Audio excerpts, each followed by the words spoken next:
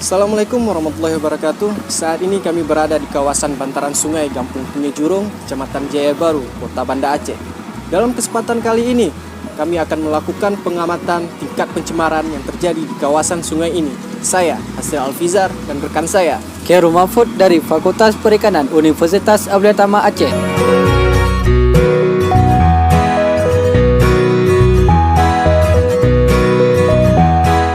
Sungai yang berhulu di wilayah kawasan Gece dan bermuara di TPA Kampung Jawa ini merupakan anakan sungai yang berhulu di wilayah Matei, Kecamatan Darul Imarah, Aceh Besar.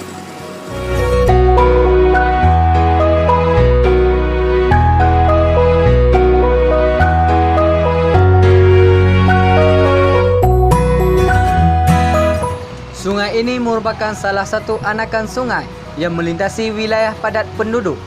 Sebagai contoh, kami mengamati pencemaran yang terjadi di kawasan ini. Berasal dari limbah rumah tangga, banyaknya saluran-saluran kecil yang terdapat pada bahagian tepi sungai yang mengarah langsung ke sungai, menjadikan kawasan perairan ini sebagai tujuan pembuangan limbah dari penduduk sekitar ini.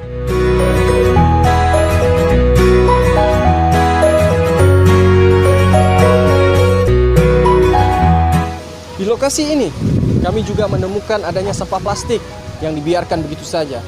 Plastik merupakan senyawa polimer yang terbentuk dari polimerisasi molekul-molekul kecil hidrokarbon yang membentuk rantai panjang yang membuat plastik sulit terurai. Jika dibiarkan menumpuk, plastik dalam jumlah besar akan mengakibatkan pendangkalan dasar sungai yang membuat penurunan kualitas tanah di dasar sungai sehingga menghalangi sirkulasi udara ke dalam tanah. Akibatnya akan menghambat pertumbuhan mikroorganisme yang berada di dalam tanah.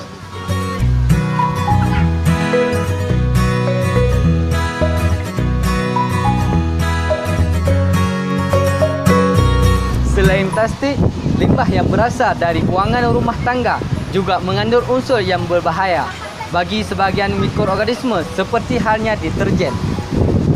Deterjen merupakan bahan pembersih yang terbuat dari bahan kimia sintesis dengan komponen utama berupa surfaktan. Karena dianggap bukan bahan berbahaya atau toksik, maka sebahagian limbah menggunakan deterjen sering dibuang ke dalam perairan sehingga merupakan sumber pencemaran yang potensial. Dalam konsentrasi tertentu, deterjen dalam air dapat mengganggu difusi oksigen dari udara ke dalam air. Selain itu, senyawa fosfor dan nitrogen yang terkandung dalam deterjen dapat menyebabkan eurifikasi pada perairan. Pengaruh lanjut deterjen terhadap organisme perairan adalah berupa penghambatan pertumbuhan dan menyebabkan degradasi fungsi pada berbagai organ tubuh dari organisme lain.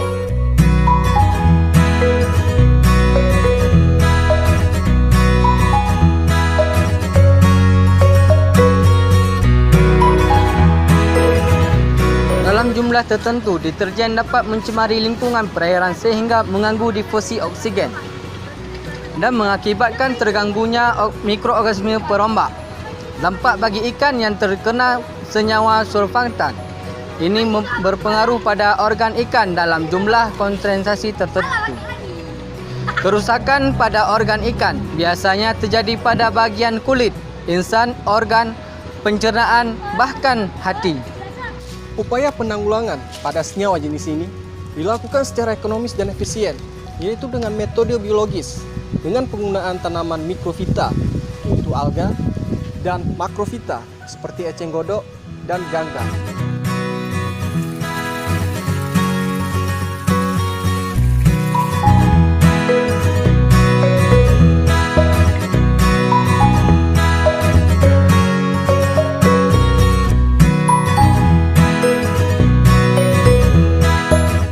Bahan anorganik yang ada dalam perairan sungai ini adalah logam berat. Logam berat merupakan salah satu jenis zat polutan lingkungan yang paling umum dijumpai dalam perairan. Logam berat ini juga dapat berdampak negatif terhadap manusia yang menggunakan air tersebut dan organisme yang ada di dalam sungai. Logam berat berasal dari berbagai sumber seperti rembesan timbal, dari sampah kaleng yang sudah berkorosi, cat yang mengandung timba, bahan bakar bertimba, pestisida, dan dari korosi pipa-pipa berbahan besi.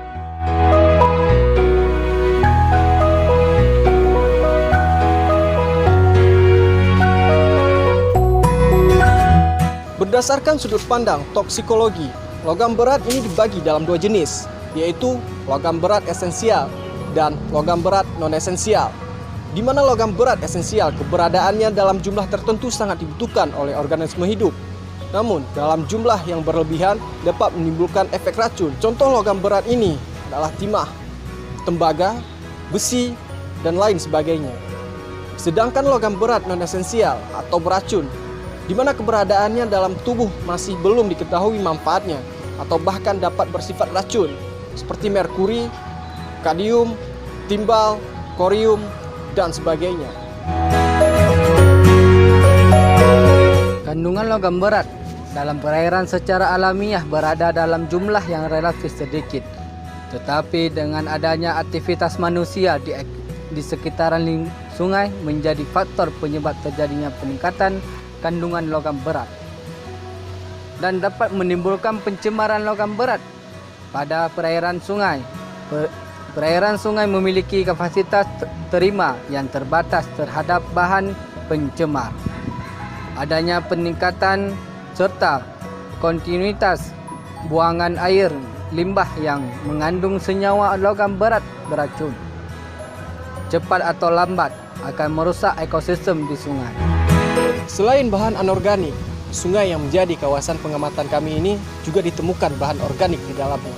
Tingkat pencemaran yang terjadi disebabkan oleh limbah organik pada perairan sungai ini dilihat dari kualitas fisik, kualitas biologi, dan kualitas kimia, di mana parameter kualitas biologi meliputi warna, kekeruhan, dan suhu. Parameter kualitas biologi dilihat dari keberadaan lumut, mikroorganisme patogen, dan sejenisnya, serta kualitas kimia. Selain pH, juga meliputi kadar oksigen terlarut.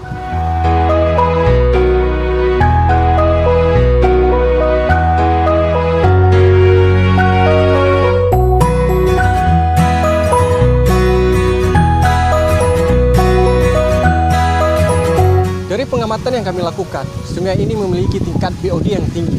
Hal ini dilihat dari tingkat kekeruhan dan warna air yang hitam, serta bau tidak sedap pada sungai ini, dan juga banyaknya lumut yang menempel pada dinding-dinding sungai yang lembab.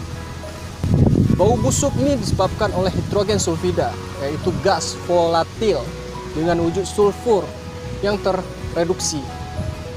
Gas hidrogen sulfida terbentuk dari proses penguraian senyawa sulfur organik menjadi senyawa anorganik tanpa proses oksidasi. Air sungai yang menghitam dikarenakan hidrogen sulfida yang tidak tereduksi akan bereaksi dengan besi, membentuk senyawa FeS berwarna hitam.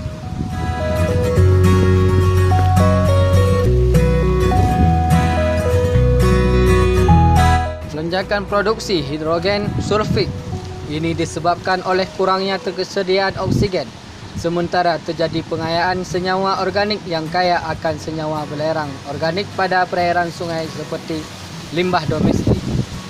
Kedua alasan tersebut saling terkait. Pengayaan limbah organik pada lingkungan sungai dengan cepat mengurangi kesediaan oksigen terlarut di sungai. Hal ini terjadi karena degradasi senyawa atau limbah organik membutuhkan oksigen untuk katabolisme. Sementara itu, kurangnya oksigen terlarut menyebabkan senyawa organik tidak dapat terurai. Kami juga mengamati bioindikator yang terdapat pada sungai ini. Bioindikator adalah komponen biotik makhluk hidup yang dijadikan sebagai indikator. Bioindikator juga merupakan indikator biotik yang dapat menunjukkan waktu dan lokasi, kondisi alam atau bencana, serta perubahan kualitas lingkungan yang telah terjadi karena aktivitas manusia. Bioindikator yang kami temukan pada perairan sungai ini masih sangat beragam. Di antaranya seperti bioindikator hewan dan bioindikator tumbuhan, di mana bioindikator hewan seperti bentos dan makrozobentos Bentos merupakan organisme yang melekat pada substrat dasar sungai. Secara kasat mata, mungkin tidak dapat dilihat. Namun, dengan bantuan mikroskop, kita akan mengetahui jenis dan bentuk bentos tersebut. Bentos yang kami pastikan ada pada perairan sungai ini adalah Simulium, Liminae, dan Pisa, di mana ketiga jenis ini menempati perairan yang tercemar ringan. Sedangkan Macrozobentos yang merupakan bentos yang dapat dilihat dengan secara kasat mata, yang biasanya menempati bebatuan dan tanaman air seperti Mollusca, Polychaeta, dan krustasean. Selain bentos dan Macrozobentos, bioindikator hewan pada sungai ini juga terdapat ikan. Ikan adalah anggota vertebrata atau berdarah dingin yang hidup di air dan bernafas dengan insang. Ikan yang tercemar oleh suatu bahan pencemar akan berdampak pada kelangsungan hidup pada ikan itu sendiri. Apalagi ikan yang tercemar oleh bahan anorganik akan sangat berdampak pada pertumbuhan ikan, bahkan menyebabkan kematian. Ikan yang berada pada kawasan pencemaran bahan anorganik akan mentoleransi tingkat bahan pencemar yang akan masuk ke dalam tubuh ikan dan akan terakumulasi dalam tubuh ikan yang akan mengakibatkan pertumbuhan ikan akan terhambat. Dan jika ikan dikonsumsi oleh manusia akan menyebabkan penyakit. Hal ini terjadi karena bahan anorganik di dalam tubuh tidak mudah diurai dan mengendap dalam tubuh yang menimbulkan berbagai jenis penyakit seperti kanker. Selain bioindikator hewan, sungai ini juga terdapat bioindikator tumbuhan seperti lumut dan beberapa jenis rumput ilalang yang ada pada bantaran sungai yang biasanya terendam. Lumut merupakan sekumpulan tumbuhan kecil yang termasuk dalam Bryophytina. Lumut hidup pada tempat yang lembab. Tumbuhan lumut memiliki peran dalam ekosistem sebagai penyedia oksigen, penyimpan air karena sifat selnya yang menyerupai spon, dan sebagai penyerap polutan. Pada pengamatan kami kali ini, dapat disimpulkan bahwa perairan sungai yang berada di kawasan Pinggir Blangcut, Kecamatan Jaya Baru, Kota Banda Aceh ini dalam kondisi pencemaran yang sudah mengkhawatirkan.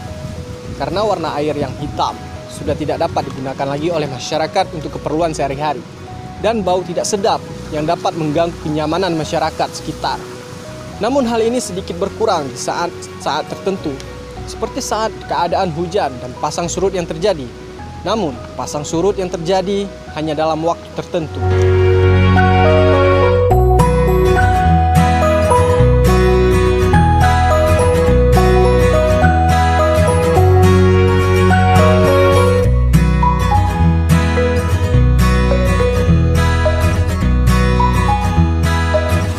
Demikianlah pengamatan tingkat pencemaran yang kami lakukan dalam kesempatan kali ini. Saya, Asri Alfizar, dan rekan saya, Khairul Mahfud. mungkin ini saja yang bisa kami paparkan untuk saat ini. Lebih dan kurang kami mohon maaf. Kami undur diri, kelola sampah. kelola limbah agar bumi tetap nyaman dan indah. Assalamualaikum warahmatullahi wabarakatuh.